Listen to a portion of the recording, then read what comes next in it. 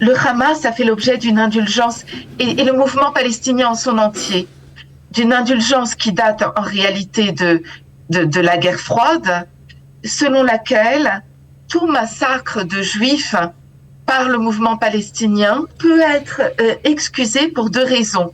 D'abord, il s'agit d'un mouvement soi-disant de libération nationale. Je ne connais pas beaucoup de mouvements de libération nationale dont le modus operandi de prédilection est le pogrom de nourrissons, je tiens à le rappeler. Et deuxièmement, c'est normal de tuer des juifs. Alors, on va tout de suite donner la parole à Sarah Feinberg. Alors, Sarah Feinberg, elle est chercheuse et directrice de recherche au centre ELROM. C'est un centre d'études aérospatiales de l'université de Tel Aviv. Et elle est avec nous parce qu'elle a publié, en tout cas, elle a contribué à publier une tribune dans le journal Le Monde pour dénoncer les exactions du Hamas contre les civils israéliens. Sarah Feinberg, bonjour et merci d'avoir accepté d'être avec nous aujourd'hui. Bonjour Cathy. Alors, une tribune dans Le Monde, on imagine signée en plus par 47 personnalités, on imagine que ce n'est pas facile à réaliser. Pourquoi vous vous êtes lancée dans cette aventure ? Alors, écoutez Cathy, Olivier, il y a 20 ans, j'ai perdu un ami très proche, David Gritz, à l'attentat de l'Université hébraïque de Jérusalem du 31 juillet 2002. J'ai mis 20 ans, nous avons mis 20 ans à ce que justice soit faite. Aucun tribunal français à ce moment-là n'a jugé cet attentat, alors que David était aussi un citoyen français. Ce matin du 7 octobre, c'était Shabbat, quand nous avons compris qu'un massacre avait lieu, ma première idée a été de commencer des procès pour que ces massacres soient jugés. Mais des procès selon une autre catégorie, pas la catégorie de terrorisme ou de crimes de guerre, mais de crimes contre l'humanité, car il s'agit de la plus grande attaque commise contre des juifs depuis 1945, en termes de nombre de victimes, en termes d'intensité de la violence, et il s'agit également de la plus grande attaque terroriste qu'ait connue le monde occidental au XXe et XXIe siècle, si l'on prend en compte la superficie d'Israël et la taille de la population.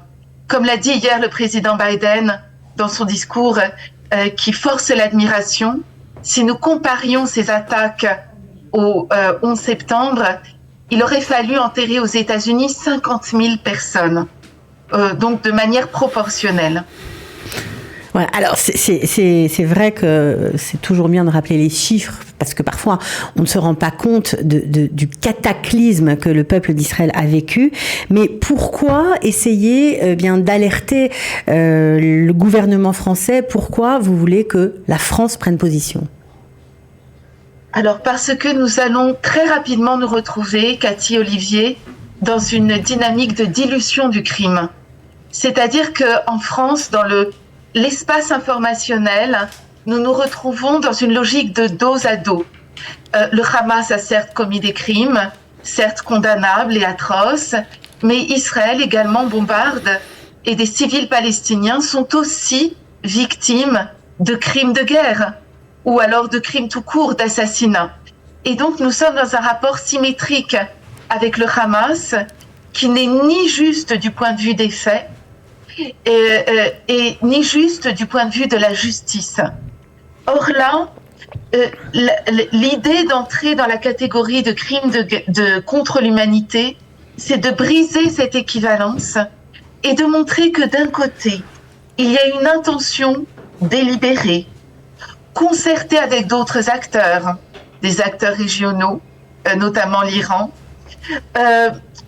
idéologiquement soutenue par la charte du Hamas visant à la destruction d'Israël, d'attaquer une population civile parce que juive, en créant un maximum de victimes.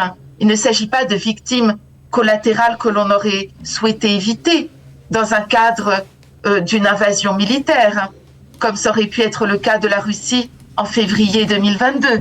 Il s'agit d'une attaque délibérée visant à tuer un maximum de civils et visant à les tuer avec un maximum de cruauté. C'est ce que j'ai appelé le pogrom TikTok dans cette tribune du Monde. Et si vous voulez, vu l'ampleur de l'attaque et son intensité et son intention génocidaire, d'ailleurs qui entre parfaitement dans la logique de la charte du Hamas, si vous voulez, je pense que nous sommes dans une configuration de crime contre l'humanité, et je ne suis pas la seule à le penser, car il y a un certain nombre d'experts en droit international qui soutiennent cet argument, non seulement en France, mais aussi aux États-Unis, au Canada, et évidemment en Israël. Sarah, j'ai une question un peu plus générale. Pourquoi est-il nécessaire d'aller sur un terrain, on va dire, juridique, alors qu'en fait, ce qui s'est passé, c'est une attaque, c'est comme vous l'avez dit, un pogrom. Est-ce que c'est pas une affaire militaire, en fin de compte? Alors non, Olivier, c'est une question excellente. Ce n'est pas une affaire militaire, parce que nous n'étions pas le 7 octobre 2023 dans une configuration d'un État qui envahit un autre État et qui commet des crimes de guerre, qui sont souvent des crimes collatéraux, comme on l'a vu en Russie, par exemple, en Ukraine. Moi, je reviens d'Ukraine, donc je connais assez bien la question. Il s'agit d'une attaque dont le but est de faire un génocide. Et donc, nous ne sommes pas dans une affaire militaire, nous sommes dans une affaire qui relève du droit des civils et du droit international, des lois, des droits internationaux. Nous ne sommes plus dans une affaire de crime de guerre. On pourrait faire l'argument, Olivier, que le Hamas ne représente pas un État. Après tout, la bande de Gaza n'est pas un État, qu'il ne s'agit pas d'un État qui envahit un autre État. On est dans une attaque génocidaire par une organisation terroriste paramilitaire et para-étatique visant à tuer un maximum de civils juifs israéliens. Je dis bien juifs israéliens. Ils ne se sont pas attaqués à des citoyens israéliens lambda. Ils ont visé des juifs, ils ont visé des enfants, ils ont visé des femmes. Je voudrais aussi rappeler, Olivier, une phrase très forte prononcée par Serge Klarsfeld sur Europe 1. On lui a posé la même question. On lui a dit, Serge Klarsfeld, s'agit-il de crimes de guerre ou de crimes contre l'humanité? La réponse est sans appel. Il dit qu'il s'agit d'un crime contre l'humanité. Au kibbutz Be'eri, 44 enfants israéliens ont été massacrés avec un degré de cruauté même pas comparable, si vous voulez, au crime de Daesh, selon les mots du président Biden lui-même, alors que Klaus Barbie a été condamné pour crime contre l'humanité pour les 40 enfants d'Isieux.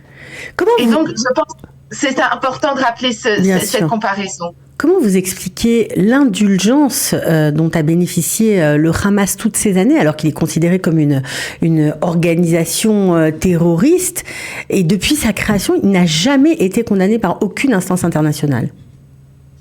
Vous avez totalement raison, Cathy. C'est la raison pour laquelle j'ai publié cette tribune et j'ai demandé à des intellectuels de la soutenir. Le Hamas a fait l'objet d'une indulgence, et le mouvement palestinien en son entier, d'une indulgence qui date en réalité de la guerre froide, selon laquelle tout massacre de juifs par le mouvement palestinien peut être excusé pour deux raisons. D'abord, il s'agit d'un mouvement soi-disant de libération nationale. Je ne connais pas beaucoup de mouvements de libération nationale dont le modus operandi de prédilection est le pogrom de nourrissons, je tiens à le rappeler. Et deuxièmement, c'est normal de tuer des juifs. Il y a, si vous voulez, de facto, l'acceptation par les opinions publiques qu'un mouvement terroriste peut tuer et que c'est tout à fait normal et que des juifs peuvent être tués et que ça ne fait pas du tout l'objet d'une condamnation internationale. Cela vient évidemment tout d'abord de la propagande soviétique contre Israël, nous pourrons en reparler, mais en Europe, ça vient d'une gauche progressiste, prétendument foucaldienne, avançant les schémas de Michel Foucault, de l'oppressé et de l'oppresseur, ou de Bourdieu ou d'autres penseurs qui pensent que des actes terroristes, aussi terribles fussent-ils, peuvent être condamnés car ils défendent une cause autrement juste. Je voudrais rappeler que lorsque David Gritz a été tué, il y a eu un article de Balibar qui a été publié dans Le Monde condamnant cette attaque de David Gritz, tué par des membres du Hamas dans la cafétéria Frank Sinatra de l'université hébraïque, mais sous-entendant que finalement, David, qu'allait-il faire dans cette histoire ? Pourquoi s'était-il retrouvé à Jérusalem alors que c'était un jeune homme avide de paix ? Donc il y avait déjà ce sous-entendu, et je me souviens que son père, Norman Gritz, qui est mort de chagrin, en avait eu une douleur épouvantable. Si vous voulez, il n'y avait pas uniquement le crime, mais il y avait la justification feutrée des crimes du Hamas par des intellectuels de renom en France. Quels sont, Sarah, les tribunaux qui sont capables de juger, de traiter de ce genre de questions ? Alors, c'est une très bonne question. Il y a deux types de tribunaux. Il y a les tribunaux nationaux, en France, en Allemagne, en Grande-Bretagne, aux États-Unis, au Canada. Il faut savoir qu'il y a 40 nationalités, de double nationalité parmi les victimes. Donc, il y a ces tribunaux qui peuvent être saisis. Maître Nathanaël Meister, en France, qui s'occupe des dossiers, ainsi que David Reinhardt, qui a co-signé cette tribune avec moi. Avec eux, nous avons déposé plusieurs plaintes auprès du parquet national antiterroriste en France, au nom de victimes françaises, et ces plaintes n'ont pas été rejetées. Un autre tribunal, et je pense que c'est très important de le saisir, c'est la Cour pénale internationale. Israël, en tant qu'État, ne peut pas saisir la Cour pénale internationale, mais nous, en tant que partie civile, nous pouvons porter plainte et avancer cet argument du crime contre l'humanité. Et je pense que c'est très important de le faire à deux titres. D'abord, pour que justice soit rendue, et deuxièmement, pour aider Israël en tant qu'État et Tsahal en tant qu'armée à maintenir autant que possible la bataille de la légitimité. Nous avons un capital assez fort depuis le 7 octobre, mais il est en train, Olivier et Cathy, de s'étioler. On le voit bien que le discours est en train de changer. Et c'est pour ça qu'il faut que nous maintenions l'initiative dans le narratif que nous avançons dans l'espace informationnel. Oui, on l'a vu malheureusement avec l'information qui était fake news, hein, évidemment, sur l'hôpital de Gaza qui a été en fait visé, non pas par Tsahal, mais par... Dernière question, Sarah, très rapidement, est-ce que ça n'a pas été trop dur de proposer cette tribune au journal Le Monde ? Est-ce qu'ils ont accepté rapidement de la publier ?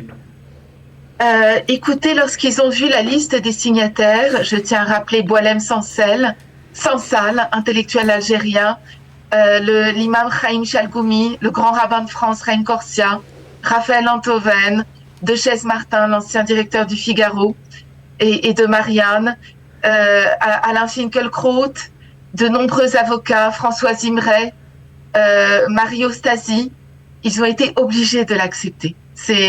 Mais nous avons été mis dos à dos avec une autre tribune pro-palestinienne, et je tiens à dire que les commentaires qui ont été postés dans Le Monde et sur Twitter à notre rencontre sont absolument assassins, dangereux.